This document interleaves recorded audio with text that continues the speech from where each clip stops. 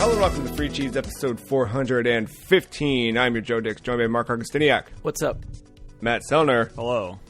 The Free Cheese is a weekly video game podcast about video games, brought to you once a week by thefreecheese.com. Mark, what is the perfect Happy Meal? Ooh. Do we mean toy, food, or both? Come on. You know the answer. Both. Okay. It's chicken nugget Happy Meal. Dipping sauce, it's whatever your preference. I'm not picky, but me personally, I go with honey. And toys, probably those Halloween nuggets that you dress up. Very good answer. Very good answer. Matt, you use honey on nuggets? I'm not a big fan of that. I like to go in the spicy end of things, like a barbecue or a buffalo or something like that. But I can see honey. I can see because the same raw honey. Hold on, that's what I'm saying. You're saying raw honey, dude. Like not mustard at the end of that word. No, yeah, just it's like little tiny. They're smaller than their typical dipping sauces when they give it to you. I know how they do it. I don't know how I even started doing that as a kid. It just became a standard for me. Well, you had honey mustard, and you said, "F this mustard. Let's go." I didn't have honey mustard till way later in life too. That's the weird thing. I also don't know how I've known you for as long as I have, and have never witnessed or discussed this before. I also haven't had McDonald's. I don't have it often now, but back then that was all I ate. I was watching a show and someone had it but did not finish their fries, and then I think that... You gotta eat that first before it gets cold. I know. Matt, what's the perfect Happy Meal? I don't know. I like the nuggets.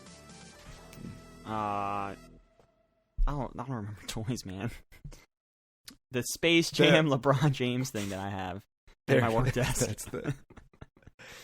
There is something too. I don't know what happened to me this week, but I thought a lot about Grimace, and I know what it is. I know exactly what it is. It's because we were talking, and while I thought that one of my neighbors looks a lot like Kevin Smith, it was pointed out to me that it looks like Grimace wearing a hat.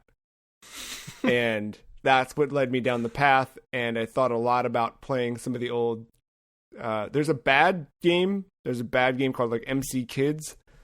And then there's a good game called Treasureland, developed by, wait, you know the ones who made Gunstar Heroes. Who are they? Treasure. Yeah. Treasure made McDonald's Treasureland, where you play as Ronald McDonald. But I started looking into that stuff, and then I found all of those. Remember the glasses they put out, the Batman Forever ones and the Flintstones ones. I had the Batman. And then ones. the little nuggets, man, those little Halloween nuggets. Nothing better. And the pail, remember the trick or treat pail? Yes, I just actually today. I just posted a meme that was like, "I am this McDonald's aesthetic years old," and it showed the weird tile flooring McDonald's used to have, the buckets, the baby seat with the weird design all over it. Oh yeah. And the big Gatorade pitcher barrel that you would get drinks out of. Why did they get rid of that? I don't know. Probably sanitation. Probably. Yeah, that's probably it too. Do you know what Grimace is supposed to be? Grimace is supposed to be liquid? No, do you know what Grimace is? As a thing. I know it's just a giant purple thing, but there's Birdo as a chicken, and a Hamburglar is some type of French man, I think. No. If I had this correct, he's supposed to be a taste bud. I could see that, I suppose. And he's just so stoked about... Okay, we're going to go deep into the Grimace lore, I think. But before we go deep into Grimace lore, we're going to go back to 2019 and talk about Bloodstained Ritual of the Night, as we continue our Game of the Year segment, where we check in and we rank the games of our Game of the Years. 2019 is correct on that, right? It wasn't 2018. I think. No, I don't have the other. Yeah, the one time I actually didn't bring up the other guide. Yes, 2019. 2019. So this was this was highly anticipated. This Bloodstained Ritual of the Night. This was announced some point in 2015. There was a Kickstarter announced by Koji Igarashi, who had left Konami at that point for several years, and after departing, he kind of went silent for a bit, and then things just started happening. And the big thing was the Sword or Whip Twitter account popping up, going live, and showing that pixelated version of Iga, and it was kind of like, wait a second, what's happening here? What are we doing? And yeah, I mean, remember, I guess it's important to talk about the context, right? But like the context is like he wasn't the sole person, right? But he worked on Symphony of the Night, and then from that point he became the Castlevania guy, and he oversaw the production of all Castlevania games up until they stopped making them, including Lords of Shadow, although they were not necessarily his games. But the big ones he was in charge of were the 2D side-scrolling affairs, and Judgment also. So shout out to Judgment. And then Konami stopped making those games and moved in a different direction. And we didn't really see them until the indie space would take them over quite a bit with their own flavor and twists. But Bloodstained Ritual of the Night represented that kind of return for Igarashi. And I think this was a case where anticipation of a thing very easily could have killed said thing. And I was really worried about it doing so, especially the first time they showed gameplay of it. It looked not great. But it was one of those instances where I think they had the money from the Kickstarter and they knew they had to do it right or don't do it at all. And they went back and redid it and changed a lot about it, put it out. And anyway, the ultimate product ended up being, I thought, outstanding. I still think that it's weird, and it's, when you start comparing it to others in that genre, it's, there's parts of it that just, you can see where it evolved, you can see where it held on to its roots, and I think that there are other things in that space that like do things better, do things differently. And I think that in a lot of ways, Bloodstained Ritual of the Night was crippled by its Kickstarter origins. I think there were a lot of things in there where like, the game would not have been made had it not been for Kickstarter, but I think that a lot of the stuff that ended up in there maybe it was too, you know what I mean? There was like, not bloat, but it was definitely, I think, inflated by the success of the Kickstarter. And I think that was like, part of it is like, seeing people's cats and portraits and stuff in the castle. It was like, that's cool stuff. And obviously you want that in a Kickstarter reward, but is it something that should be in a game? Did that, I don't know. I couldn't separate the two in my head. I still ultimately think that game was solid through and through. I think that, the anticipation of what you expected it to be, I think the game did a great job at subverting that and also completely living up to that. And as you can hear, I'm pretty kind of conflicted and all over, not conflicted, but like I feel like I'm tripping over myself here. I think there's a lot of variety, which is something Symphony of the Night always did well. You could play Symphony of the Night 1,000 times and play it differently every time. And I think Bloodstained has that even more so, with the combination of the shards you can equip and the weapons you can equip. And even if you're using the same weapon and the same shard each time, you make Miriam look different, right? And I don't know, there's a lot there. But it has certainly become a franchise of itself. It spawned those 2 spin-off games, which is not a testament to this, but like, I think it did a great job at rooting itself in being something. And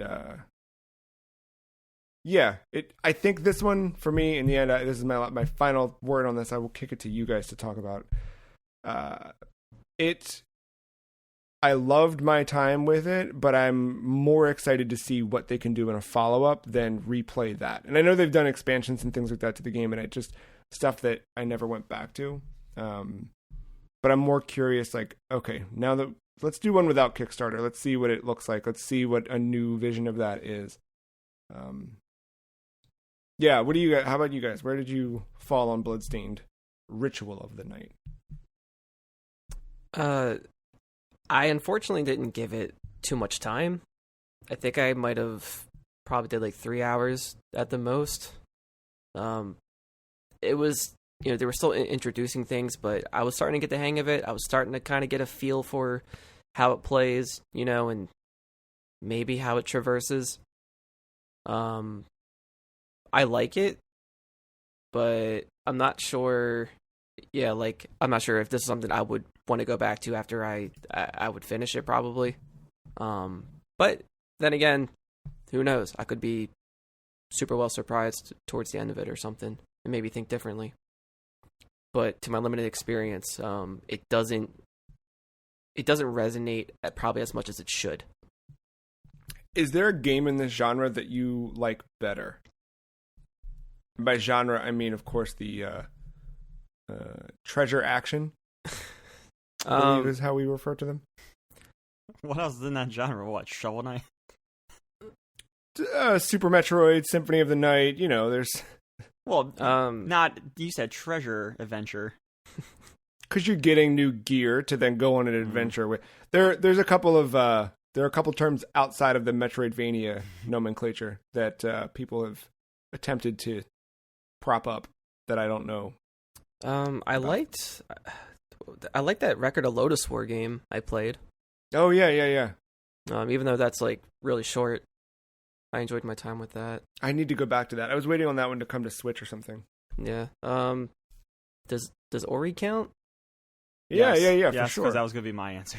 Yeah, I think I like Ori overall, but I also it just feels unfair to compare Bloodstained from my end to anything else. No. I'm not saying it in that That was, I think that was going to be my point I was going to make, is kind of what we're alluding to here. I played the beginning of it, I think until the boss fight at the end of the ship part. And I think I died once or twice. I think something came up, I had to go somewhere, I was like, I'll come back. And I never did. And I always blamed it on I was never in the mood. But since then, I've played games like this. I went back and I think I played Super Metroid after the fact. I think when the new Ori came out, I got myself in the mood. I got hyped for it, even though I knew it was the same type of game, kind of. But I got hyped because it was Ori. I was very excited. So I don't know. That says that I don't like the game, or I just never gave enough time to have it grab its hooks into me. But my excuse of I was never in the mood, as I think about it right now, is I think that's a poor excuse, because I've obviously been in the mood. I just never went back to this one. Yeah, there's a reason for that. And I'm with you there. I love this game, and I love that it exists, and I loved playing it, and there are still times where I'm like, I'm going to run all the way through that again. But while I think it is a stellar experience and something that is worth playing, I mean, dude, I just restarted Symphony of the Night this week. Again, just for fun, because I wanted to. And I'm not doing that with Bloodstained, right? And that's a different story entirely, but there is something different than this. Looking at this list, I think it is fantastic. And it's interesting. Okay. All right, I think I know where I see it, but, I'm open to... My gut puts it. See, like I said, I never played it, so I don't know what to say. But my gut has it around that Final Fantasy 15, Celeste, RDR2. If you want to argue up that high past Celeste. Mark, what do you think? Yeah, probably somewhere around there, or anywhere between RDR and the bottom. In my head, it was between Fire Emblem Three Houses and Red Dead Redemption 2. It's funny. That works too. It's funny because going into this conversation, I said it's going to hang around Red Dead. It's either going to be right on the bottom of it or right on top of it. And then what you said made me think, oh, maybe it doesn't go above Celeste then.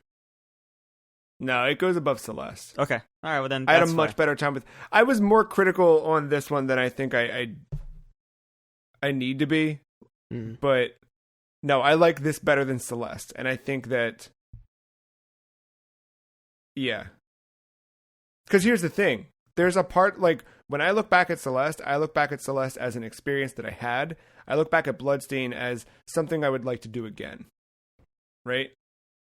And I think Celeste is wholly important for what it is and all of that, but like I don't have that ping to like revisit Celeste. I did that. It's good. It's great. But Bloodstained, I'm like, there's still part of me that's like, I could run through that castle again. That'd be fun. I want to see whatever. Or, you know what I mean? Like, I never got the platinum. I could go back through that and finish this thing, or I could find that, or they've now got the Zengetsu stuff. Like, there's stuff about that game that I'm like, I want to play more Bloodstained. I don't want to play more Celeste. I don't want to play more Red Dead Redemption 2. Okay. I don't view Celeste as an experience. I view that as an awesome game with great gameplay mechanics, and I actually think the experience part, as good as it is actually like the sideshow for me. So that's why I said that. The gameplay hook? Oh, man. Now you're challenging this. This is good.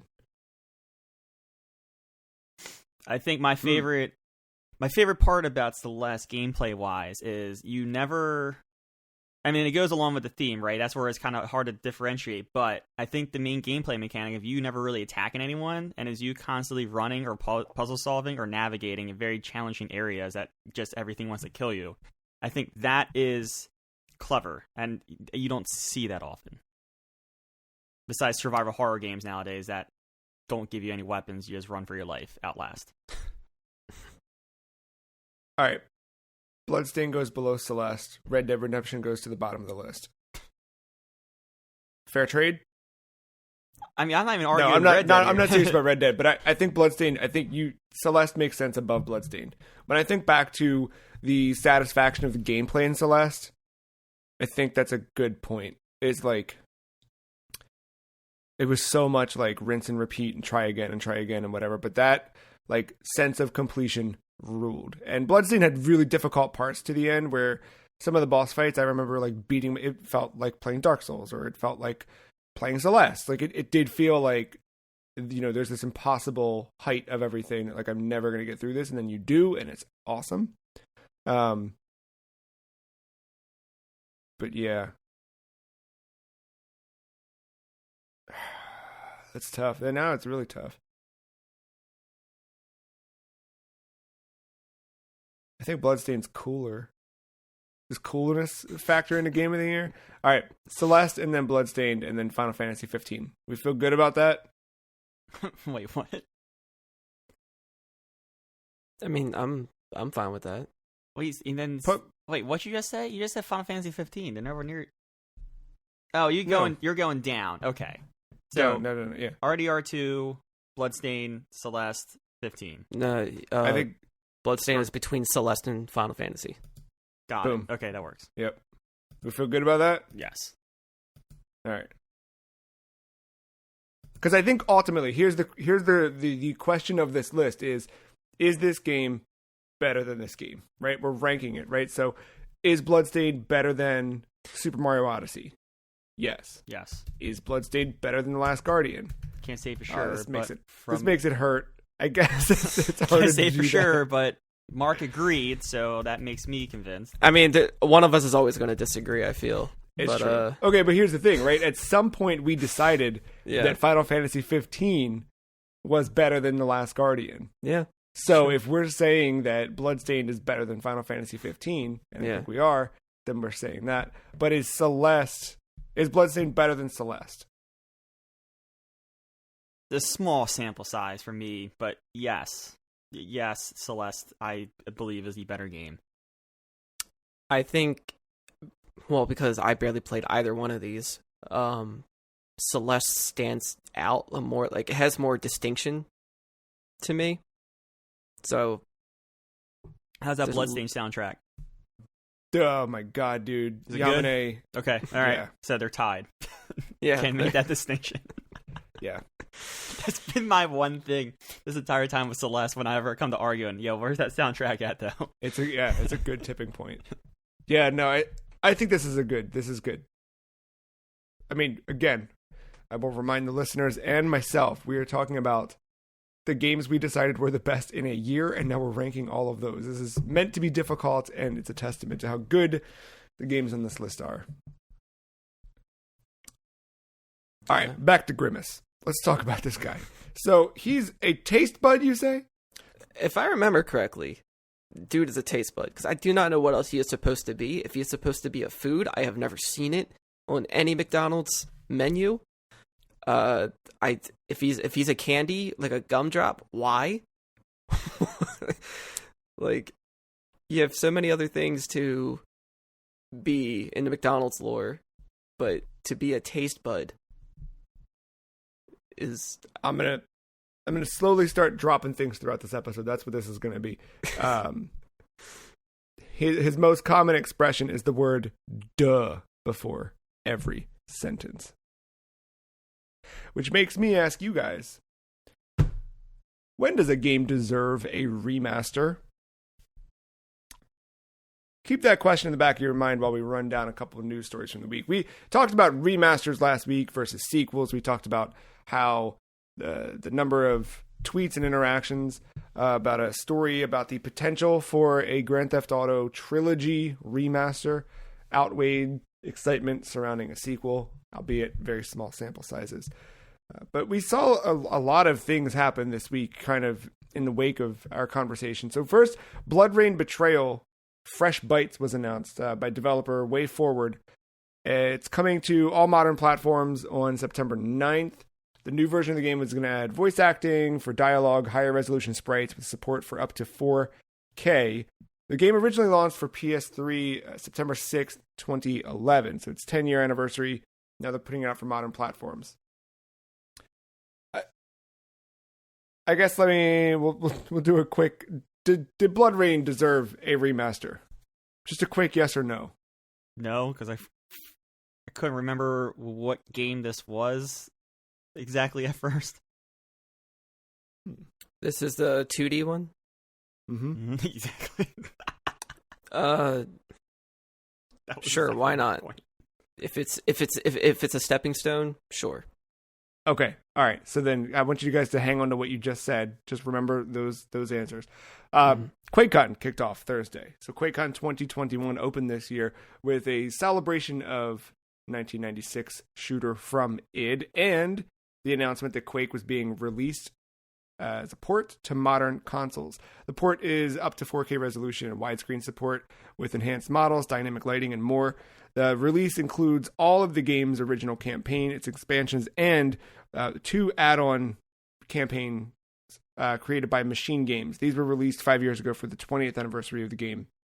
Now on the 25th, we have them all in one complete package release. The game's also going to include add-ons to include community-made content. At launch, Quake 64 mod is just in there. And they've included multiplayer with cross-platform support, dedicated servers. If you already own it on Steam, you get a free upgrade.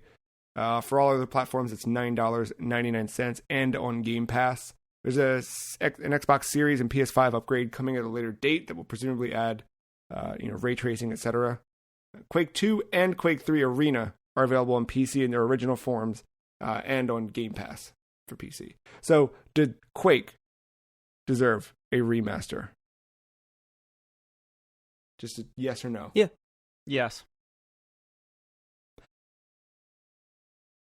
Okay. The Elder Scrolls V Skyrim Anniversary Edition. I had to say it and study your faces for a second. The new version of the game will package all officially released content and more than 500 pieces of content from the Creation Club. These mods include quests, bosses, weapons, and spells. There's a free upgrade for owners of the Special Edition on PS4 or Xbox One to get the Special Edition version on PS5 or Xbox Series. The Anniversary Edition can be upgraded to owners of the Special Edition at a cost that was undisclosed at the time. Did Skyrim deserve a remaster? Absolutely not. Yes. Okay, so what we have here, let's look at these 3 examples. BloodRayne, you guys both said, sure, why not, but kind of who cares, right? Mm-hmm. Why? I mean, BloodRayne isn't really a series that is out there or as well known now as it was first released. You know, like it's kind of forgotten. This is probably the most easiest way to bring it back. There seems to be a lot more reason for it. It doesn't seem like a cash grabby type of move here, or as cash grabby as other releases. So Matt, you said the same in a way. Why? So my thing, I mean, this is the different time for me. I don't think I'm looking at video game coverage as much as I do now, but like I don't remember this game even hitting hard. I don't remember it gaining traction. I don't think it was particularly well reviewed from what I remember. I have not looked into it at all since we drafted our show notes or anything, but that's just my gut initial remembering that game. So if no one played it then, why remaster it for no one to probably play it again? That's fair. So you both said yes, with no follow-up to Quake being re-released, remastered and re-released on modern platforms. Why is Quake a yes? The modern platforms. Yeah, I mean, like aside from PC, consoles haven't really had that availability, I feel, or if they did, it's not so accessible now. So, okay. And BloodRayne Betrayal, not accessible on current consoles. I think you could maybe play the 360 version backwards compatible on Xbox One, and then again backwards compatible on Series X. It's probably on Steam for a couple bucks, but also something that developers worked on, and they still own the rights to, and could put out, and it could find a whole new audience in the way that Quake could. But still no. Or kinda, or who cares, whatever. I'm being devil's advocate. No, I think it's a, they felt. I'm sure a developer is not dumb, right? Especially the way the industry now is. Like, if they saw an opportunity that this could revitalize, or they had numbers, or they had something going on that said to spend precious time developing this game instead of something else. I mean, good for them. It's just, I remember that game doing much back then, and honestly, I didn't know this happened until we put it into our show notes earlier. Yeah, I think when it first came out, BloodRayne was already becoming. It was already fading away, so that maybe that was just like a desperate attempt, maybe, or something, and then for it to. It's also a weird choice to pick that one out of, besides like the first one or something, to try to bring back. It could be that too, right? Like, I'm sure there's a lot of factors we're not considering. Well, there was one thing you pointed out before, Mark, is that like you added the caveat, like, yes, if it means it's a stepping stone, right? So I think for you, something like this is important because it should be, okay, this is the gateway to get newer games in this series. And do you feel the same way about Quake? Sure, why not? Like, I mean, like, is it good that there's a re-release because hopefully it means there's another Quake in the making? I mean, I think that's just an added bonus. There doesn't need to be, like sometimes a classic is just a classic and you can enjoy it for that. But yeah, if there's ever coming more out of it, I always just see it just as a bonus, extra credit. So the other side of BloodRayne, I'll point out, I didn't think about this until our conversation opened a little bit, but they are bringing back the original games. Last year we had a story about. That's right. I don't remember the name of the studio who's doing the ports, but they're I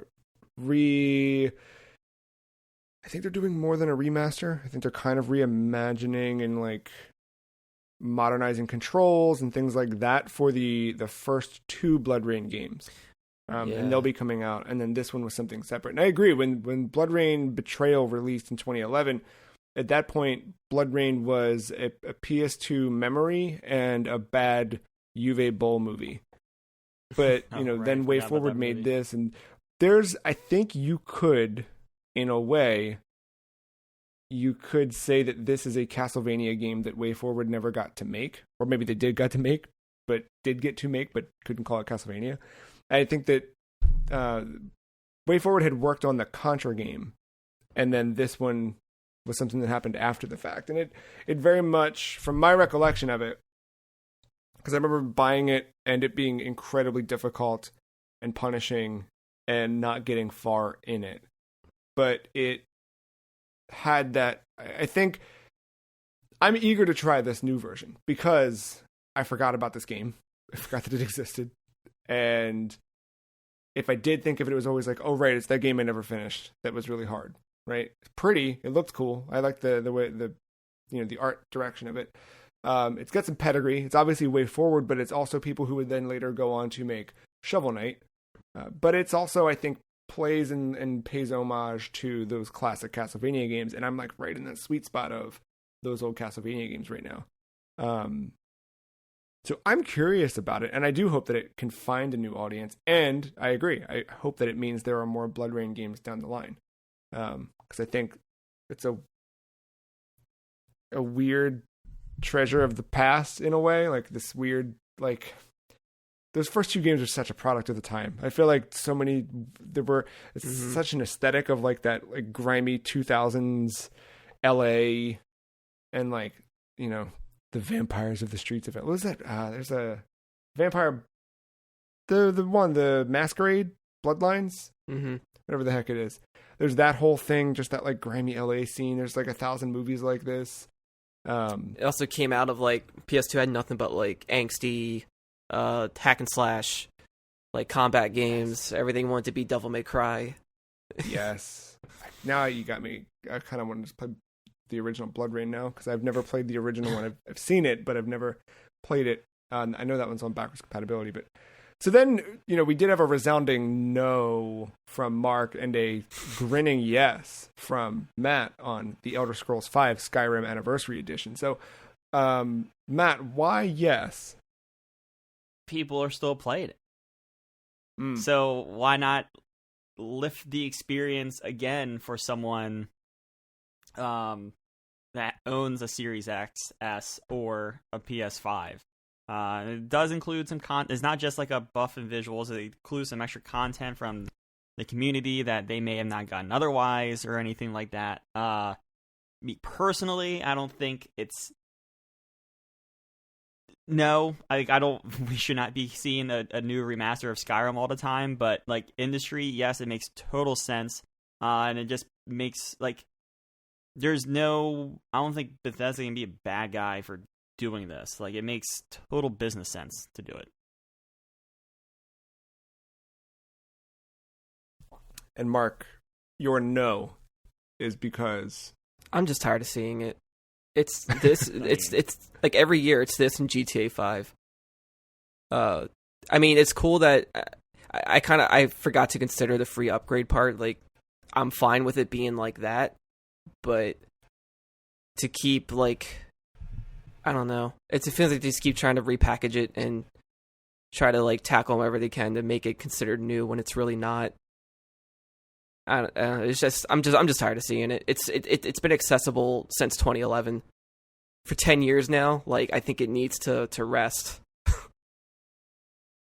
Yeah, I mean, can you think of an example?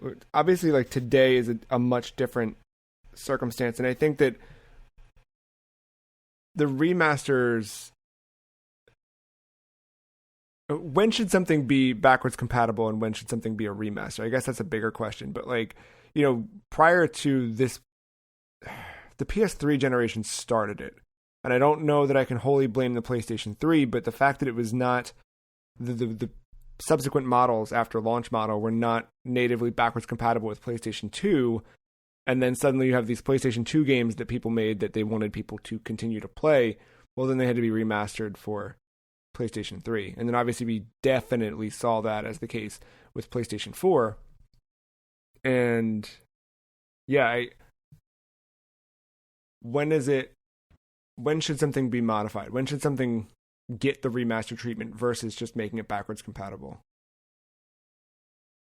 I mean, this Elder Scroll, like the Skyrim thing here, I don't really see this as like a remaster. I just see it as like an upgrade, like an optional upgrade thing if you have it already. I understand why you asked that question here, but like I don't see it as like they spent a ton of time remastering this to get it onto PS5 and Xbox Series X. I just they still see they have a large player base because they get that data. Why not give them an extra reason to stick around a little bit longer? And I don't know. Sure. I'm sure they're getting money somewhere out of it, right? They wouldn't keep doing this if they weren't. So I don't know that they can. I really don't know. Like, do they make money off the community things that they have embedded in? Like, is that its own store like they did with Fallout 4? I don't remember what they did with that. But like, I'm sure there is something they are getting out of this that they keep putting in, at least maybe not minimum effort, but some kind of effort to keep this game rolling. Yeah, there's a new version every year, it seems. So they have to get some sort of return. Mark, what about, is there a game that could have just been a backwards compatible release? For either system, like Xbox or PlayStation? Yeah. I don't know. Like, would BloodRayne have made more sense if it were just... I don't even know what I'm asking. I guess that might be part of it too, right? Like Bloodstained or BloodRayne, geez. Maybe that's right. Maybe the Xbox version still works. The Steam version probably still works, but it's not on Switch. It's not on PS4. Or if they possibly want to bring this to mobile platforms for any reason, there's also that. But also like remasters, they kind of come in different flavors, right? Like some get little upgraded stuff to it, some don't. But that's very seldom whenever that happens. I would be okay if a game is just like if an older game that is harder to acquire, it gets ported and all they do is update the controls for it. I'm okay with that. Like, you don't need to add all this stuff to it if you don't want to. But I'm also okay if a remaster adds some quality of life stuff as well to make it a little more pleasing. Like, for example, Devil May Cry 3, when they brought that out, they updated the controls to where you can switch styles on the fly instead of having to keep pausing it and then going through. But it's still the same game. Like they didn't mess with that too much. So I'm okay with stuff like that too. And those type of remasters, I think, should come a little more often. Because even though we love these games and adore them, nostalgia is hell of a drug.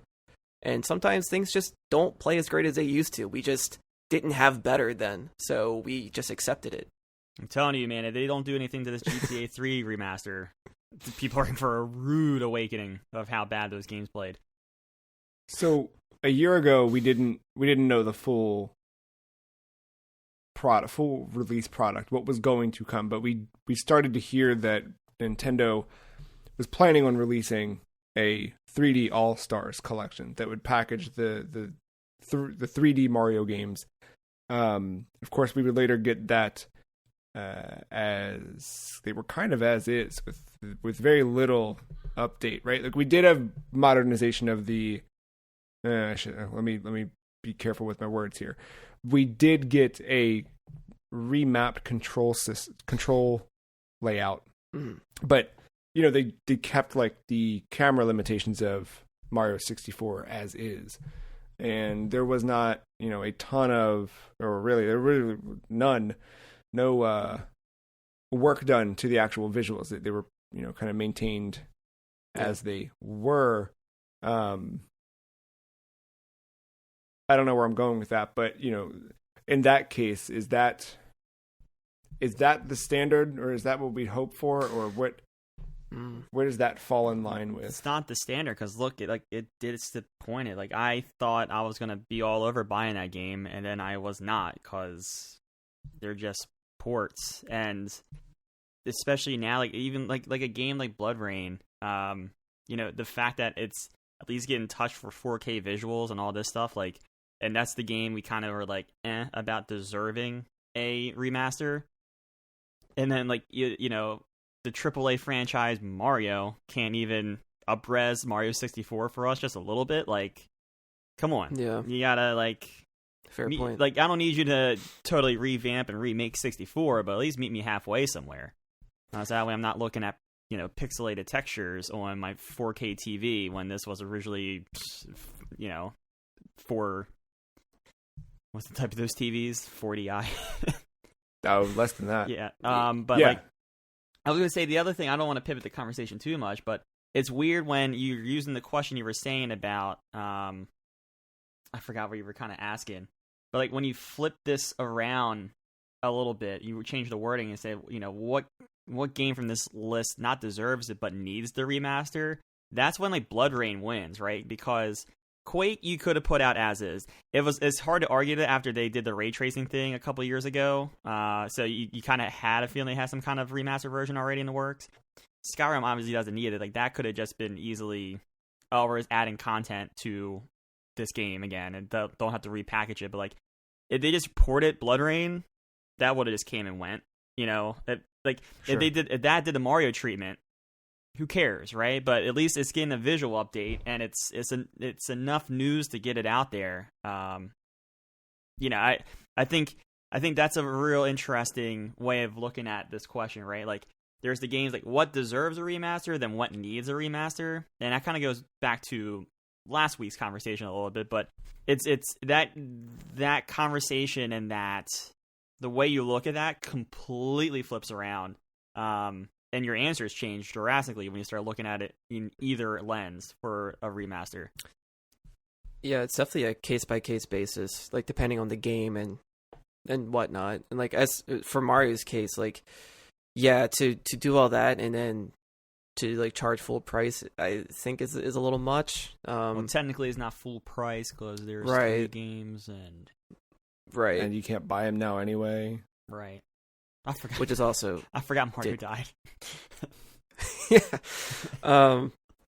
I think if it's possible for devs to do it, I think there should always be an option to have the original way to play it, but have that be an option. Like, if you're going to remaster it, sure, like add the quality of life stuff where you think it deserves it. But if people want to experience how it used to be and to compare and contrast and to really get a full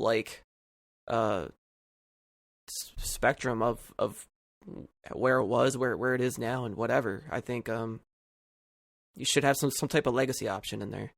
It's a little weird to say right now because of everything that's happened in Activision Blizzard, but it seems like Diablo 2 Resurrected is kind of doing it almost perfectly. How's that?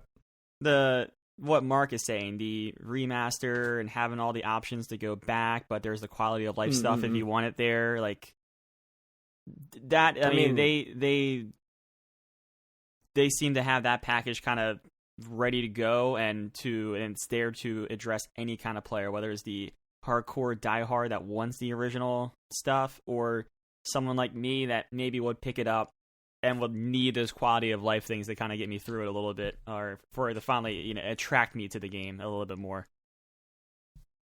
Yeah, the Master Chief collection. Yeah, I'm not Master Chief. Yes, but the specifically those anniversary editions of those.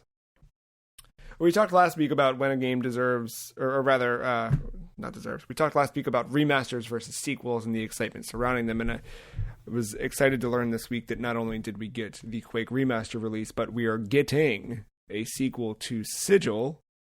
Sigil was an expansion that John Romero worked on as an anniversary celebration of Doom, and he announced, this was very casually announced.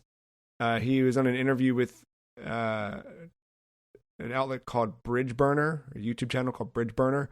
And during the interview, one of the questions, I believe it was community questions provided to the interviewer, and then just kind of talking to Romero.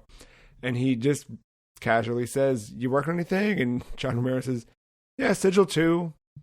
It's like, whatever. This was also July 6th or 2nd, somewhere in there, and it just kind of made surface this week. And yeah, he says that it's going to play more like Sigil in terms of like what to expect. Like, it's going to be brutally hard and brutally difficult and everything that Sigil was. But this will be an expansion to Doom 2 specifically. So you'll need to have Doom 2 in order to play the WoD. In a case like this, I think this maybe goes into a different territory, but I was very excited about this. I thought it was cool. Again, like to be excited at the same time that like Quake got a release on modern consoles. I think there's hopefully some sort of groundswell to push people back to the origin of the first person shooter and get people kind of reacquainted with the roots, get a new audience in touch with it. Do you think that Ben and I were talking about this, and I think that this is like the equivalent of like when Mario Maker came out and Miyamoto was like, look at what we made. Like, it's like, dude, you went back to the thing you did. Whoa. And you took all this experience and you applied it to this. And like, it's a bit like that. And like, we don't really get that, but, I don't know, maybe that's a topic for a different time. Like which creators would you like to see go back to their original work and redo it? Maybe we'll save that. But yeah, in this case, like looking at sequels and remasters, like is something like Sigil 2 more exciting than something like Quake re-release or Elder Scrolls 5? I mean, you kind of said it stems back to last week's conversation, but I think I will not play this, but this is exciting because it's new content. It's unknown content. And I think new is always more exciting than a refresh almost. Now, like, if Quake got totally remade, that would be a different thing. But just, as far as remasters of this, this entire list, like the Sigil 2 news, very casual, but probably the most exciting of the other three announcements we just talked about. Have you played Quake from beginning to end? Never. I mean, so I played Quake, is new, but so Quake is new to you as well. So why is Quake, ostensibly a brand new game to you, less exciting than Sigil 2? I meant the Sigil 2 thing, I think, more in general. I mean, I'm going to, at some point, I will go and play Quake because of all the releases and stuff with it. But, like, I had the opportunity to play it a couple years ago with, like, ray tracing one and stuff. I just never went to it. So, I don't, that's the thing. Will I ever get to it is probably a better question. Like, I get it. Like, it's cool. I don't mean that to be an attack. I'm just genuinely No. asking, I'm just like, but I think I know where I'm at with Quake, right? Like, I want to play it. I always think I'm going to play it, but then it never crosses my path when I'm thinking of things to play.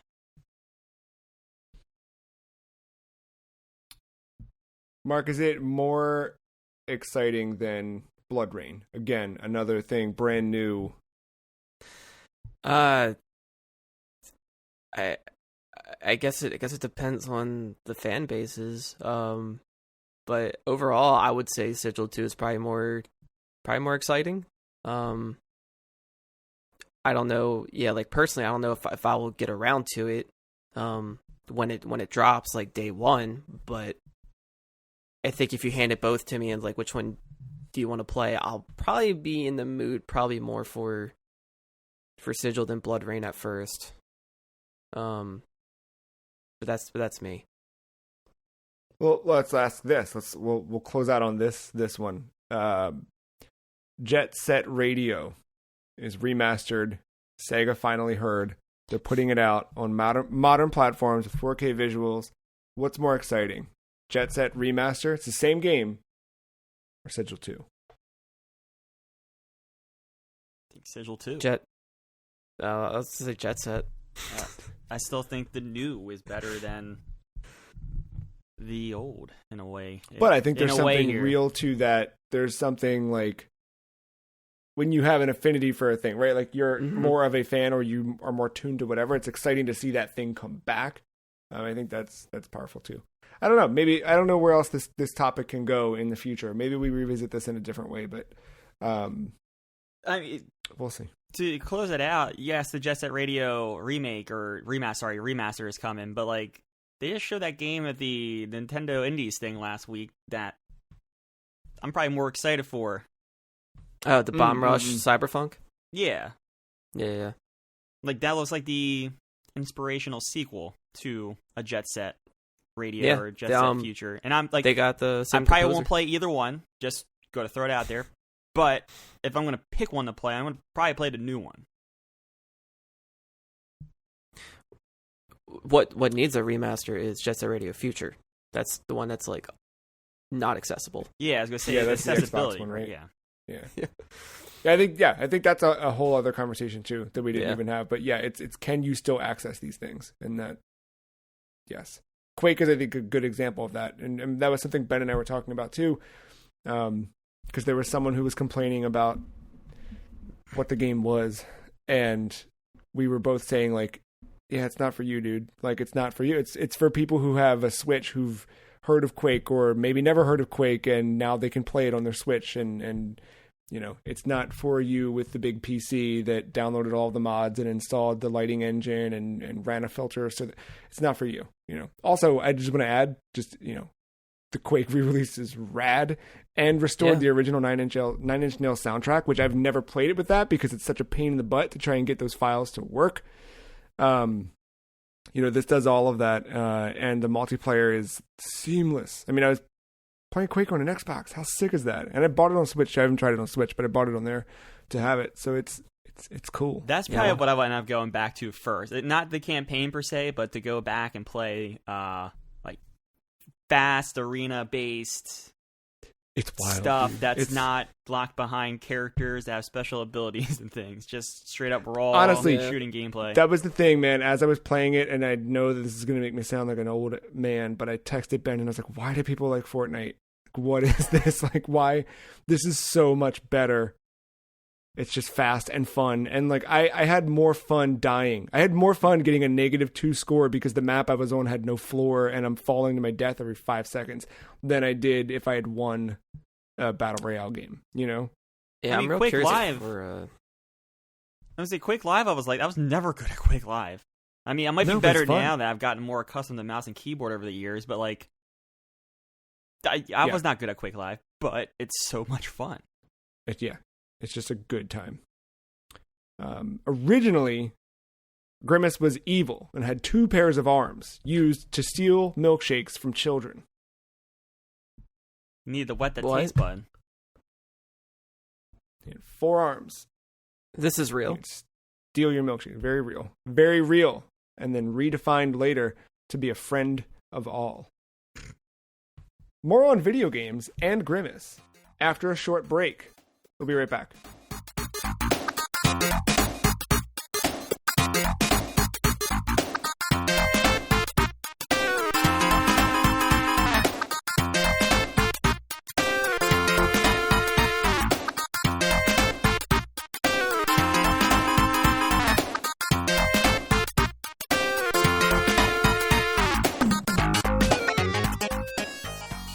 Grimace also has a possible brother named King Gonga, who rules over all of the Grimaces. Mark, you've been playing some Red Dead Redemption this last week. Yeah. After last week's question about fetch quests, and I was talking up that Sasquatch mission in the Undead Nightmare standalone game to the first Red Dead Redemption. It's been on my mind ever since, and I just it turned out to be an itch that I wanted to scratch, and I am still scratching it. Okay, I thought you were going to say, and I've played the entirety of it twice now. No, I think I didn't check the progress, but I want to say I'm like more than halfway done.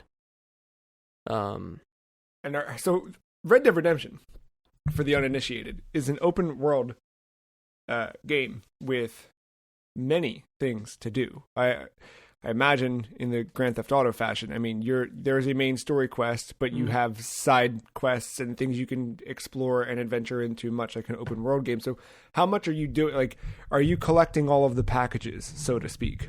Are you hitting every stunt ramp? Like, are you doing all of the things that you could be doing? Slowly but surely, I am trying to with Undead Nightmare. It's man. Okay, so I'm trying wait. So this is just? I thought you were. No, I'm doing just Undead Nightmare. Oh wow. Okay. Yep. I thought Undead Nightmare had taken you into core Red Dead, and you were just excited about core Red Dead. This is Undead Nightmare specific. Undead Nightmare is that big, is what you're saying. I didn't realize it was like that big of a campaign. It uses the same map And so like you still go between America and Mexico. And yeah, it has its own story throughout the whole thing. Somebody stole some ancient like mask, I believe, and that is causing all these zombies to be everywhere. John Marston's wife and son get infected by this, and he has them hogtied at the house while he's trying to figure out a cure. And along the way, you are for each town you visit, you have to save it. So there might be a certain number of waves of zombies to take out, and then that is a new place that you can rest at, change your outfits at, and you can fast travel between towns that way once you save them. And periodically, they will get under attack again. So that will limit you from traveling. So you would have to... No, it would only limit you from traveling from that place, not to it. So you would still have to go back and clear it out every here and there. It's not that often, so it's not that annoying. And like normal Red Dead, as you're traveling between places, you will sometimes find people on the side of the... can't really call it a road, path, dirt road. And various things could happen there. Original Red Dead, they would try to like sometimes maybe trick you. Some of them might need help, but you had to keep your wits about you. This one, it's just more like just trying to save random people from zombies. Or there's one I saw where this dude was crying because the other person next to him was dead, and he was just like crying, but you can see the zombie coming back up to like about to attack him. And I travel so fast between destinations that like trying to stop on a horse to like catch that moment never works out for me. Like I see it zipping by, I'm like, oh, I gotta turn around, and by the time I come back, it's like they might have been bitten already.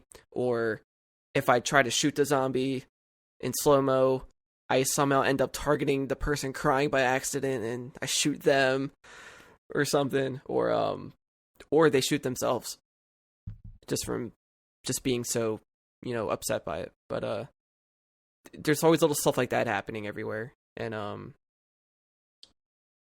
yeah, so I forgot like how early on that Sasquatch mission was. It's like it's like the first thing you do after saving a town.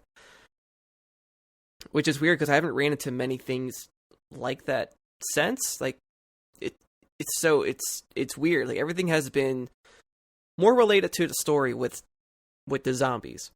Even though that might be a little weird. Like there's a filmmaker who wanted you to hogtie a zombie and bring it back to him so he can put it in his movie. And then he cut the ropes on him and he ended up being eaten alive on camera. So just weird shit like that. But the Sasquatch thing was just like a one and done. There's not much supernatural stuff outside of zombies to deal with in this game. I mean, it was just a weird placement. Like that feels like a mission that should have been like secret, or maybe should have been like maybe towards the end. It's weird to throw it right in the beginning.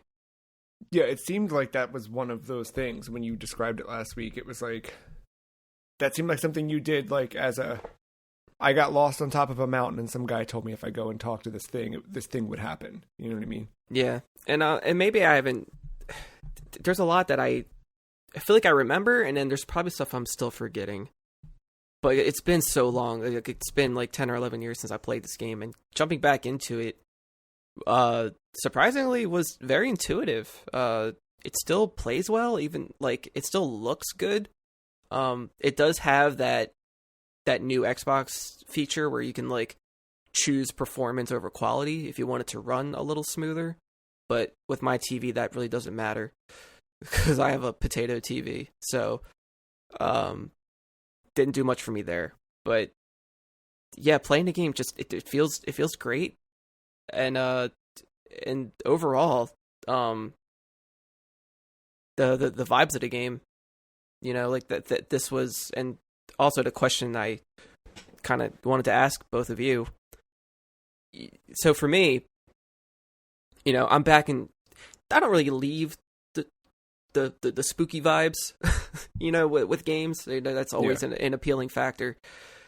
But to jump into Undead Nightmare, because that can be standalone. You can buy that game separately. You don't need Red Dead Redemption to play it, I believe. Or at least back then, I think you could. I think you're right. I think back then it could be a standalone thing. You just like there was a physical disc for it. Yeah. But I don't know, like, so with that game being silly as it is, it's still for me, it's one of my favorite zombie games, and I always wanted Red Dead 2 to have this type of online feature. Like, it was such a cool thing for like an open world zombie game to where like, yeah, you kill zombies, but like you're never safe. Like they always keep spawning back, or there's always new reasons for them to spawn back, or whatever. And I just like that idea in the Wild West setting because it makes it way more interesting. And like they take full advantage of it in this game. Like the moon is different colors at night. Sometimes it's like a weird green, sometimes it's a weird red. The weird sunset filter kind of makes everything like a weird like greenish yellow hue to everything like you normally wouldn't see. So I love like this weird like green goo aesthetic, I like to call it, with everything. And the music, yes, it does have like your typical Western type music, but it also adds some like weird like surfer rockabilly like soundtrack in there between stuff too. And especially towards the end, there's a song with vocals, I believe, that is singing about the game, I believe, or like the story of it, if I remember correctly. I don't know, but I really appreciated that they went all out for this when it didn't even need to be this big. And like the multiplayer mode, I played a lot with my friends back then. It's basically a horde mode thing, but that was so cool to where like, I don't know, it was just it felt one of a kind. They never brought it back since, and I feel like they just could have made so much money with it. Like if Red Dead Online had this zombie feature, it probably would be one of the best zombie games to date, in my opinion. Just to have an open world game where you can just do wherever you want, and you just have that to deal with. It's probably a good post-apocalyptic simulator. I like the surreal nature of the art that you're describing, where like it sounds to me like those moments in like King of the Hill when Hank would have a nightmare and like he's blue and the world is green, and you know what I mean? It's like they do some weird fun stuff with like coloring that like takes a world you're used to looking at and makes it just odd and different. And and then like you can find the 4 horses of the apocalypse in this. So it's like the first thing you find is war. He's all on fire. You can catch zombies on fire if you run into them. They have famine, pestilence, and then death. And I think death explodes their heads on impact if you run into them with the horse. They all have infinite stamina, so you can just go wherever, like at full speed. It's great.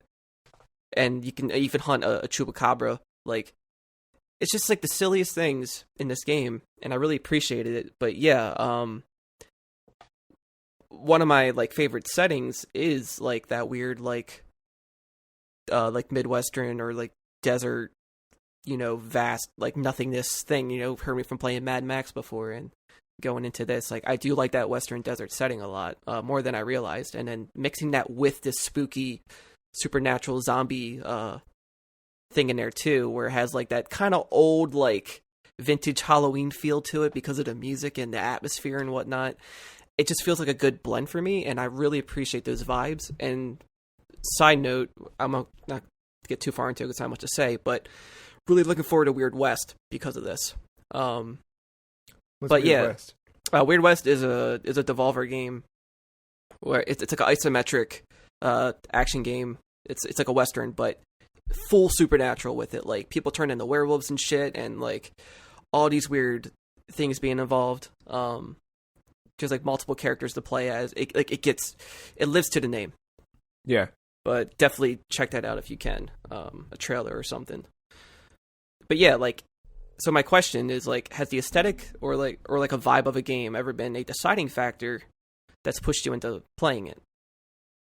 Well, besides spooky, and now my immediate adoration of Red Dead Redemption. And you've piqued my curiosity in this, and now I'm like, do I need to go back to that? Because I don't like cowboys, but I do like weird spooky stuff. I mean, that game isn't. I don't know. I'm not. I think you could appreciate it, specifically. right? Like I remember I said last week that I think you would like it. I don't know for how long, though, because a lot of it can be a little repetitive if you're not into that, and it is mostly just going between towns, shooting zombies for the most part, and whatever. And I can see that being tiresome to some people who aren't probably really into that. There are a lot of not that you need the main campaign, but there are a lot of like callbacks to characters in the main campaign too that I think will just go above, right over your head. Yeah. So I think that little bit of fun of seeing past characters in this world and how they're reacting to it is fun, and I don't think you're going to get something. I think you're going to miss something there. I don't know if it's going to impact overall how you feel about it, but like Mark said, I think you're going to be having fun for a bit, and then at some point you're just not going to care anymore. I think it'd also be cool if my only experience with that game was ever Undead Nightmare. Probably outside of like I played the some opening people's intro. Experiences, honestly. Yeah, it's pretty good. I when we think of aesthetic and vibe that pushed me into a game, I think of Monster Hunter, specifically because I tried Monster Hunter and had been actively turned off by the aesthetic of every game that I played. Like the earlier games that I tried on 3DS, there was like way too much color in the foreground and with objects and things set against these grimy landscapes. And in hindsight, I know it's because the displays they're working with, they want the player to know which items on screen can you interact with and which things are meant to follow in the background. But it gave the games kind of a cartoon feel that I thought it blended kind of poorly with what the nature of the game was in my head and resulted in this like fantasy world that I did not want to spend my time in. So I tried Monster Hunter again after the 3DS with Monster Hunter World, and immediately you're kind of placed in this hub world that I would cautiously describe as steampunk, right? There's a lot of motorized and mechanized elements in the world, and a lot of the adventurers are all wearing goggles. So I'm hesitant to call it steampunk proper, but there's these kind of influences there that, again, actively turned me off. And overall, there's this like dark wood, black steel aesthetic that just, again, actively turned off. You can forget that stuff because when you're on a hunt, you end up in these like lush jungles that are vibrant and these whole worlds in and of themselves. And I think that's the beauty of Monster Hunter World, is that this hub world is what it is, but it's these jungles, it's these weird seascapes, it's these places you go to that are fantastic. But I still ultimately walked away from it, right? Because something didn't stick. Mm-hmm. Then Capcom reveals Monster Hunter Rise, and the world is set in this medieval Japanese era, and it was right at the time, not that I have this affinity for that, but I was at the time really like always on the cusp of, I'm going to buy Neo 2, I'm going to buy Neo 2, I'm going to buy Neo 2, I'm going to buy Neo 2, I'm going to buy Neo 2.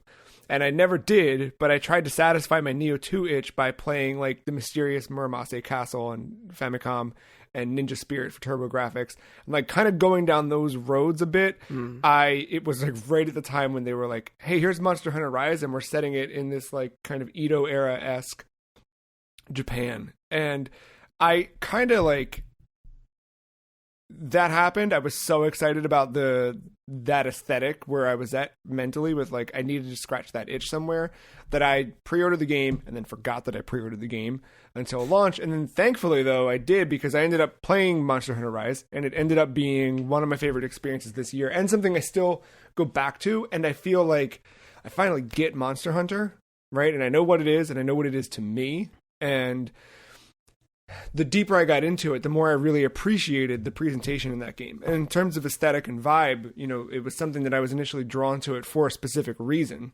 But I stayed there because of what they did with it, right? Like they kept up with it. Like the characters all through and through, every character kind of bleeds into that. Like you've got these main characters that all very much have this like ancient Japan thing about them, right? Whether it's the garb or the songs or the whatever, but it could be it's that with how they present things. Like when you enter a hunt and it's a hunt for a monster you haven't met yet, they do this whole spooky splash screen with film grain over top, like it's this 1970s era Japanese film. Like it's very like much in a style and a shtick that I think complements what they're doing in this like retelling of an era. And overall that paid off, right? Like I was attracted to it for a reason, but I think that they also stuck the landing really well. And that's something where like I will keep going back to that game just because I like the way it looks and feels and flows and the characters interact and the world interacts. And I can't say that about the other Monster Hunter games.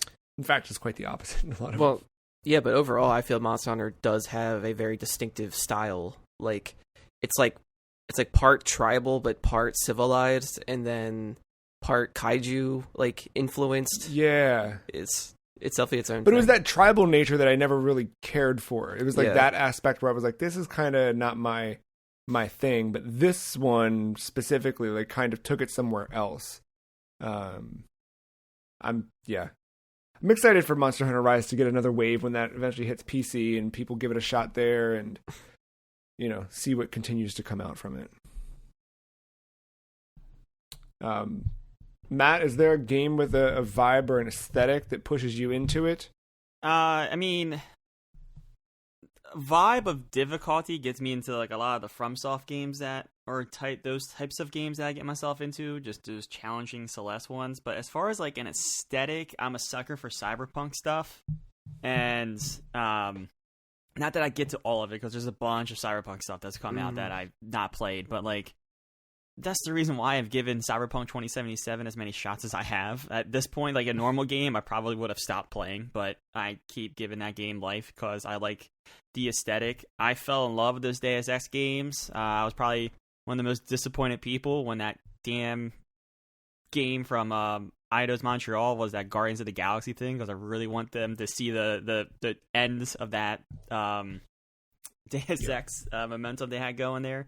Because they've left us hanging on a bad cliffhanger now for many years, and it's something with that world, just like the weird stuff you can do with technology, the weird upgrades, the cyberborg stuff you can put on like your character, and just how you can get weird powers and punch through a wall to make a secret. Like, is that kind of stuff that I really like in those games.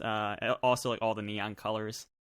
I don't mean that in like I like Far Cry whatever and all the other neon games that come out, but like that kind of neon I'm all into.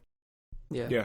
But yeah, I think that's like the aesthetic that like if you preview a game and it shows cyberpunk-esque things, I think has your attention. It has my whether it sticks to the landing, but I'm aware of that game more than the other stuff that might show up in like an Indies podcast or an Indies like Nintendo thing that I forget about. Yeah. The Cyberpunk always draws me in for sure. Yeah, definitely. I will get lost in something like that easily. Like Matt, you've gotten lost in Pokémon Unite. Yeah. As the meta changes continue and Uncle O'Grimacy shows up for St. Patrick's Day annually. That's right, the most famous of the Grimace family outside of Grimace, Uncle O'Grimacy, who joins 1 month every year around St. Patrick's Day to bring us all shamrock shakes. Good for him. Is he the next Pokemon in Unite? He might be the next one in Unite, I think. But they've added more, right? Yeah, so in a sneaky play here, everyone knows Blastoise is coming. It's just a matter of when. So instead, they released Blissey.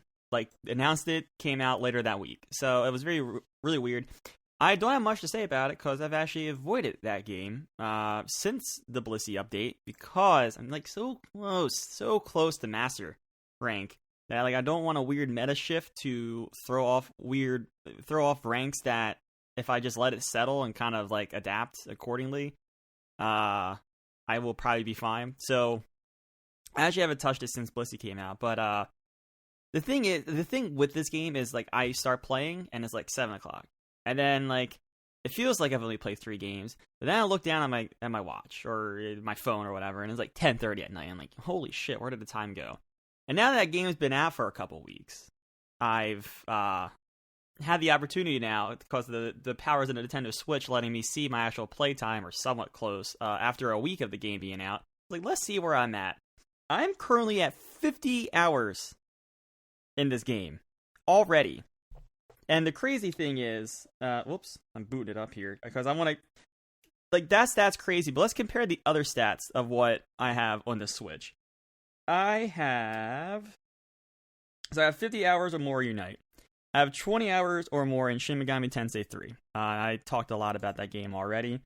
Mario Tennis Aces, of all that time I played it on and off, I'm at 80 hours. So I'm already, like, close to that. And the game I bought the Switch for in the first place, Splatoon 2, I only have 65 hours in. So wow. I played Unite so much in, like, 2 weeks that I've caught up with some of my most played Switch games already. And I think that, like, shocked me in a way. I'm not terribly surprised. I had a feeling I would get there eventually. I just didn't realize how fast I got there. So that made me start to, like, ask myself, like, what other games has that kind of happened to me with? And I'm gonna ask you guys that. What games have you gotten, like, so lost, like, and just so dive so far deep into that you didn't realize you played a game for that long? And maybe you can go either way. Like, something you thought you played for, like, 30 hours and it ended up being 10, but, like, the perception of time in a game because you get lost in it or it's so boring or whatever. Like, what games have you had that happen? I want to let Mark answer, but I do want to say very quickly that, Matt, on average, you've played 1.666 hours of Pokemon Unite a day since its release. Hell yeah. So for me, I guess I have maybe two answers for this, but I'll tie them together, obviously. So there is these series of games called Zero Escape, or the Nonary games, as they're known by. And they're mostly visual novels, but there are puzzles in between that you can solve, and then there are branching paths that you have to keep going back to explore and find new ways and answers to get the overall story. Gets very, very, very deep into your psyche with that game. Or games, I should say. Now, on Steam, they have the first two games out of that trilogy together. And even though there's times where I have fallen asleep with the game on, I'm still surprised that, you know, I have 132 hours on that game. So it's probably about 60-something per game. The third game was only 55 hours, so not as long. But I'm surprised even that one was even, like, because you're just going through it and reading and or listening to them talk, and sure, like, they might be lengthy for that reason alone. But I did not expect it to be that much. Like, no, I mean, like, visual novel games, I would say at the most are maybe like 20 hours. And, like, right, and the part is like, all right, so you explored a lot of these branches, and then when you're going back, you know, you're skimming through it at this point. Some of the dialogue might be different, but overall, you're doing the same puzzles for the most part, maybe doing a slightly different outcome. So a lot of it is retreading old ground, but I'm even more so, like, that makes it more surprising for me. And because, like, before that, Left 4 Dead 2, I had 71 hours, but that's, I'm not too surprised by that, because that's just a game I played a lot. There's probably more on Xbox, because that's where I played it originally. But as of lately, the one that has the most surprise for me is Phasmophobia. For a game where it's like, you get the gist of it within, like, maybe the first, like, 10 or so, like, or 5 or 10 maybe, like, levels you do, you get it. But I love it that much that I have 106 hours total since it came out, since I played it in, like, October last year? Yeah, it was, sometime last year it came out. So, like, yeah, nearing a year, and I it's just, think like, I'm surprised I put that much in there. I think it's those games, the ones where you just kind of, like, rinse and repeat every 20 minutes or so that just take you by surprise, because I mean, I know I've played a lot of Warzone, and whatever that number is, I don't think will surprise me. But that's it though. That's the game, right? It's Call of Duty. You drop in, it's a BR, you lose or you win, and you start the next one. And you do it for a couple hours, and before you know it, the night is like at 2 a.m. And I think those are the games that I could easily see catching you off guard with that. Oh yeah, Splatoon's probably dangerous, right? For like 3-minute matches, and how many do you do? Yeah, I had that with Descenders when I first got Game Pass. There's a bike game called Descenders that you just ride a bicycle, and it's one of those. Like, it's because a lot of it is like you'll try a thing and then you'll crash and then let me just try again. And it was one of those things I would put on before bed, thinking like I'm not ready to go to bed, but I don't want to keep playing whatever I'd been playing, so let me try this. And then just you look and it's like I've not been up this late in a long time. A really early example of, not early, but like, one, I remember being a kid and like you obviously would get lost in things and then like, oh my gosh, look how late it is. But I hadn't had that in a really long time. And then this is when I was delivering pizzas and I remember coming home at, whatever o'clock in the morning. And I was like, I'm going to try this Civilization game. And I launched Civ 5 and I looked, my Steam play count is 10.4 hours on Civ 5. And I believe that was from a single sitting where I sat down and was like, let me try this. And then just so much time had gone by and I had no idea that happened. But a big one I remember in recent history is called Candy Box 2, which I believe you can play in a browser somewhere. If you've not played Candy Box 2, it is an experience you can get lost in. It's kind of like ASCII art, right? It's like text, character-based images and stuff like that, but it is a kind of a clicker game in a way, but it's an RPG. Is this like cookie clicker? It's in a way, yeah, and you can go on a dungeon adventure. You go on this whole wild journey, and it's one where I was leaving a job, and it was my last day, and I was like, I don't know what else to do, and a friend there was like, Candy Box 2, and I was like, Candy Box, what is that? He's like, look, man, he's like, you've given them everything. You've worked you've earned a day to just sit. And I was like, all right, what is this? And I looked up Candy Box 2. The whole day was gone because of Candy Box 2. And I'd later revisit it, and the same experience happened where it was just like, what happened to today? But Candy Box 2, you can very quickly get lost in because you're watching the numbers go up. It starts off and you're just getting candy. And then you trade in that candy for lollipops. Now you have a lollipop farm, and then, well, now I'm getting the lollipops, but you trade the lollipops to the wizard man, and it's a whole crazy adventure. But I did beat Candy Box 2 eventually, and it's something. And then when you get really weird with it, you can start to like get into the dev tools, and you can hack it, and it's fun. It's Candy Box 2, man. That is one where I like played it, and I was like, how much? Oh, okay. I forgot to eat lunch. Those days. Yeah. I mean, yeah. Guys, I hate to say it. Oh, I was going to say, like, even, like, two things, really, for me, like, not just Unite, but, like, my Dark Souls 2 playthrough, which I'm at the end here. I finally had to tap out and look up where I'm at, because I was at a very obtuse, where the fuck do I go?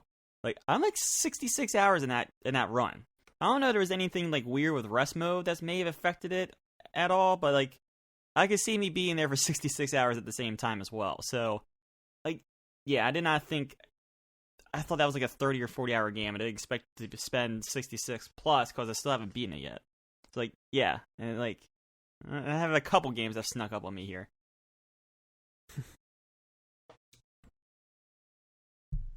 I might be out of Grimace facts. Where were you finding these? May I ask? Internet. Probably grimacefacts.com. Well, just making sure it's not like a fandom site, Now I've found there was also Mayor McCheese, Douglas McCheese, a general and politician from McDonaldland. He was assassinated? This seems like a whole... God. I don't... I think this is, what do you call it? I believe this is like fan fiction stuff about, because there's a cheese war between Mayor McCheese, Chuck E. Cheese. Yeah, we know DeviantArt's more than just Sonic, all right?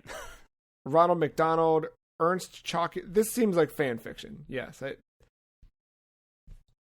Anyway. I don't know what else to say about Grimace. I wish they would bring back the old McDonald's, the fun parts of McDonald's that we loved and liked. A lot like Matt wishes that Naughty Dog would bring back The Last of Us multiplayer from The Last of Us video game. And this week, data miners revealed some discovered unused assets within The Last of Us Part 2 that would have complemented a multiplayer mode. And there's evidence to suggest a Battle Royale mode would have existed. The data miner Speclizer shared a detailed video to their YouTube channel detailing the files with context, estimating what the files all mean. There's stuff like items that seem to help the player with their general like map positioning, things like that. A collar, which suggests maybe you could get a dog in multiplayer. I look at this and I think about the state of PlayStation and the state of multiplayer gaming and live service games. There's reports from Bloomberg earlier this year that PlayStation was moving toward a prestige single-player experiences, and that was what PlayStation wanted to do. And it seems like in the wake of that, maybe multiplayer experiences had become less important to what PlayStation's long-term goals were. Yet, a key component of PlayStation Plus as a subscription service is the ability to play online with your friends. So it seems counterintuitive that you'd be putting out a service like that and also prioritizing single-player experiences. Obviously, PlayStation has a lot of third-party partners that multiplayer games would help to, they would. What am I trying to say here? The third-party things would benefit from PlayStation Plus, right? But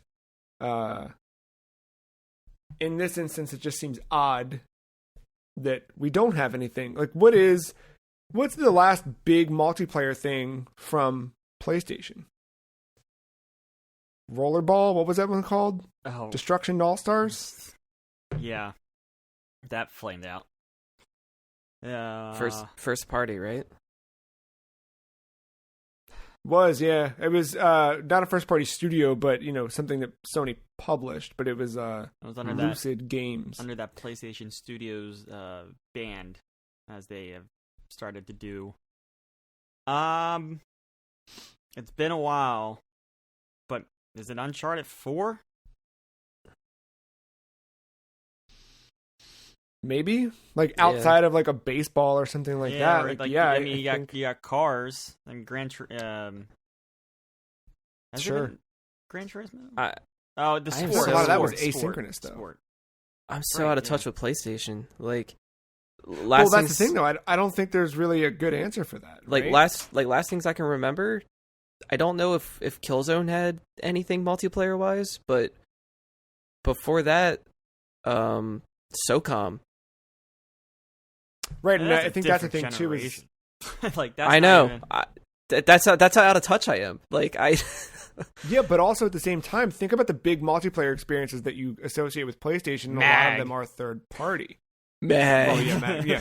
No, but I mean, you think back on I think Overwatch, I think Rocket League, I think things like that. But all of those were third party. Yeah, third party. They're not first party, internally developed things, and we saw that, with the shuttering of Zipper Interactive, you did see a definite, shift in that culture. And, I wonder what the future of multiplayer with PlayStation is. We learned Friday that 343 Industries announced that campaign co-op and Forge for Halo Infinite are going to be delayed until after launch, so they can focus on getting single-player campaign and multiplayer done in time for holiday. But that they're still planning to launch Halo Infinite, and that multiplayer is free-to-play multiplayer for both Xbox and PC. So how can PlayStation counter that? Not only Halo, but other free-to-play multiplayer games, right? There has to still be that there. I mean, is it a thing where they rely on third-party? Or, is there an experience they can say is wholly theirs? I think you're seeing it, right? I think the strategy is there. I think the PlayStation 4, they tried a couple things. So there's the coffee pot. You've tried a couple things, but I don't think any of them landed. They may have been good, but nothing stuck. I thought Uncharted 4's multiplayer, I mean, it wasn't perfect, but it was good. I enjoyed the time I put into it. The Last of Us multiplayer, like, I don't think a lot of people played the multiplayer in that game, even though it was really good. Do you think there's potential for them to make a standalone Last of Us multiplayer? Put it out separately or independently from the actual game and have it stand on its own?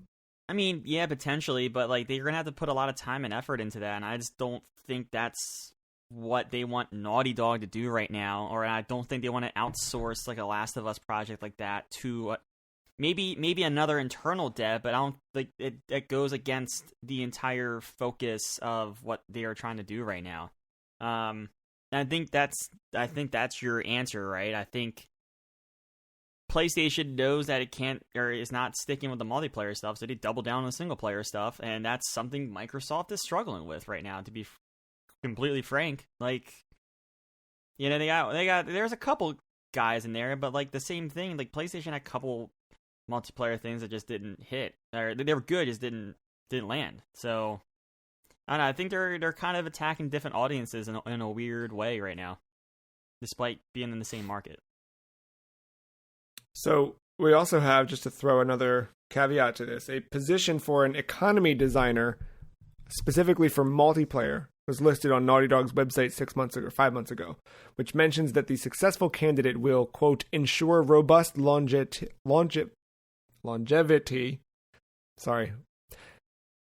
for the studio's games, as well as design, implement, and tune game economy and player progression systems. It notes that the candidate will create avenues for self-expression for our players. So do you think that a job listing like that suggests that that coupled with discovered multiplayer files, like, are they doing something? Are they just seeing what sticks? Are they... Well, the current situation, when you look at it right now, is they have not canceled or gone back on what they said about wanting to do like a separate multiplayer thing down the road. I just think I think they got so far in development, and they had to focus on something to hit they delayed it a couple times, but I think they had to focus on something to hit a somewhat tangible release date, and they just, of course, you going to go with the campaign in that. And I just think that, files get left behind, but they've said that they're going to come back with some kind of multiplayer later down the road. I just don't know what that looks like, but they haven't gone back on that statement yet, and they haven't announced no multiplayer, guys. There's been, not that I've seen at least, anything regarding that. So I think you're going to get something along. I just don't know what it is, how good it is. Is it Naughty Dog? There's a lot of questions regarding that. Also, I think BR in this could be cool if you limited it to 30 people, and it was very survival based, eat, drink, that kind of stuff, and not so much run and look for the people to kill. I think almost like a weird, quick Hunger Games kind of feel to it would be really cool, or a battle royale feel to it. Well, I guess they made a movie. Yeah, you know what I mean. Movie, way back when. Yeah. I have that. Yeah, it's a good movie. But yeah, they should make a battle royale game. They should do that. Who has the licensing? But I think I don't think it would ever work.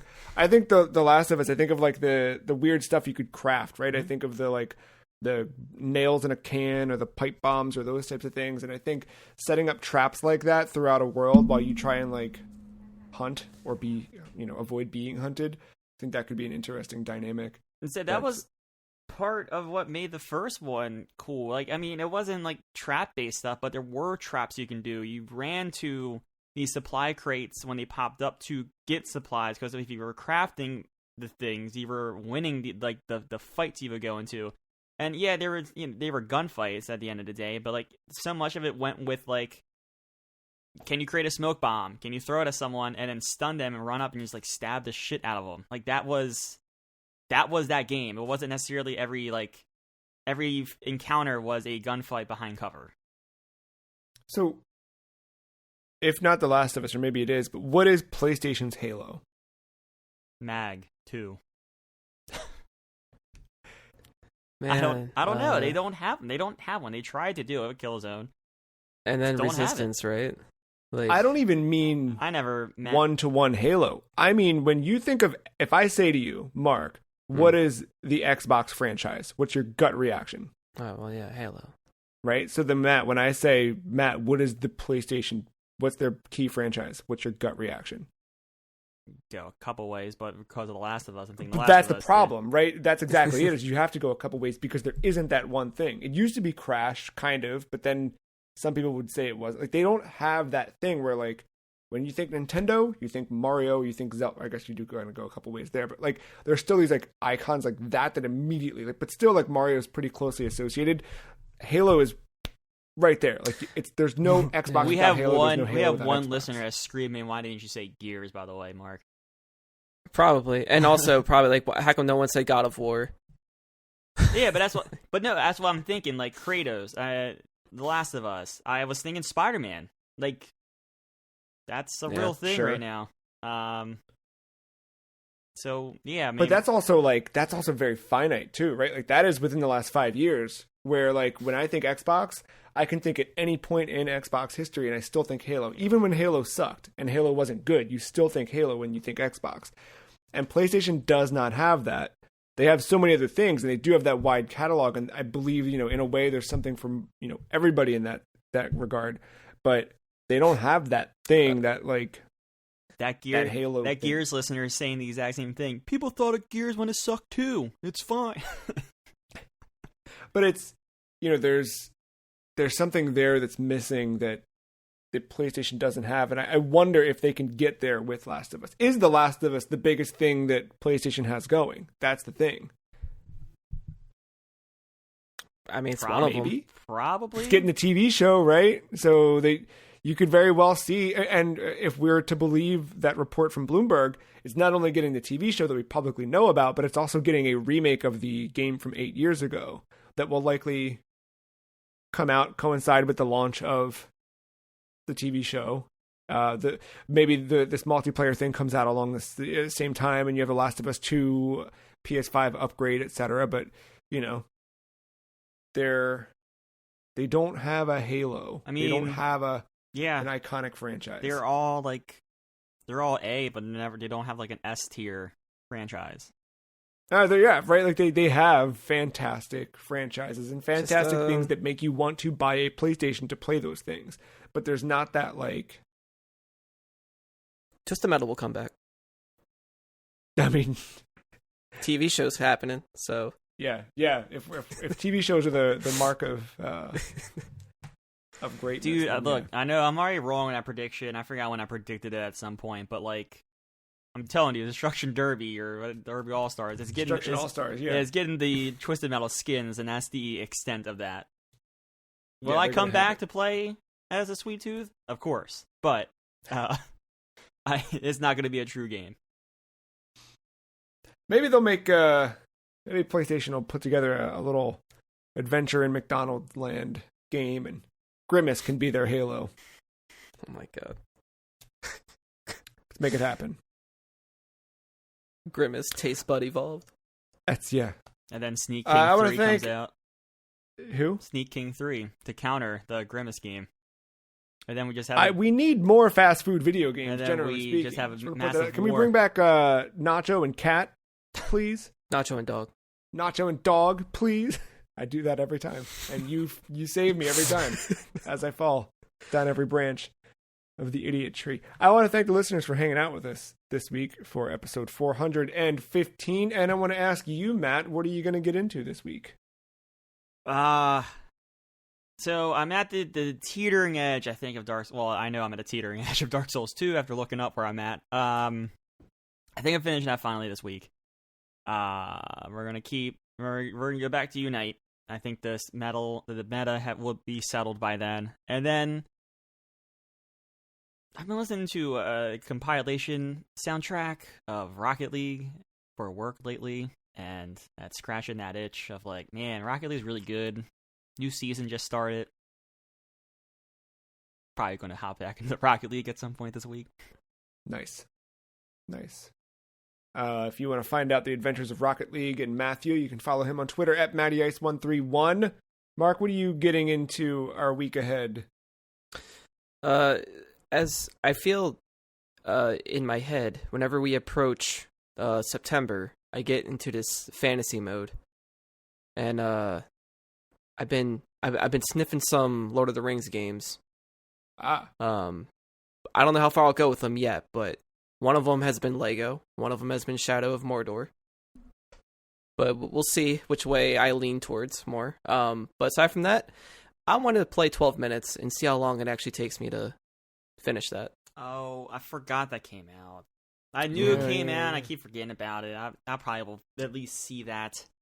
Game Pass. Oh, I know it's Game Pass. I'm not worried about that part. just for listeners, in case they're curious. If you want to find out more about 12 Minutes and what Mark gets into, which way of the Lord of the Rings, of course, come back next week. But until then, you can follow him on Twitter at @og_mental. I don't know what I'm doing. I'm still in Blighttown in Dark Souls, and we'll get there when we get there. I've been playing Quake. I've got it on Switch, Switch was more of a curiosity and a way for me to say, yeah, take $10. I want you to make more Quake. But I think that the conversion's really cool, and I was having a lot of fun with multiplayer. And I've never completed Quake all the way through. I've completed the first episode, and earlier this year I was doing my own weird version of Transfarring while playing on a 3DS with Homebrew and on Mac through like the source port or some port. I forget which port. But I like Quake, and I want to play through that. I want to see that, and I want to try the machine game stuff because I've only seen the machine game stuff, but I've not actually played it. I'm curious about co-op. Yeah. Wait, is there co-op in the 4-player right, co-op? There is. Yes, you're totally right. I looked at them. Yes, crossplay. But yeah, so I don't know, mess around with that, and we'll see. We shall see. I think there was something else that was like coming out or is out that I was looking at, and now I don't remember what it was. I don't recall. I remember looking at a release calendar and being like, oh, that's out? I'm going to buy that. I don't remember what it was now. So we'll see. If you want to follow the show is at Some Free Cheese. Podcast at thefreecheese.com is an email address where you can write in with your Grimace fan fiction, and we will read it on the air. Until next time, thank you, Matt. Thank you, Mark. Thank you, listener, for listening. See you next time. Bye.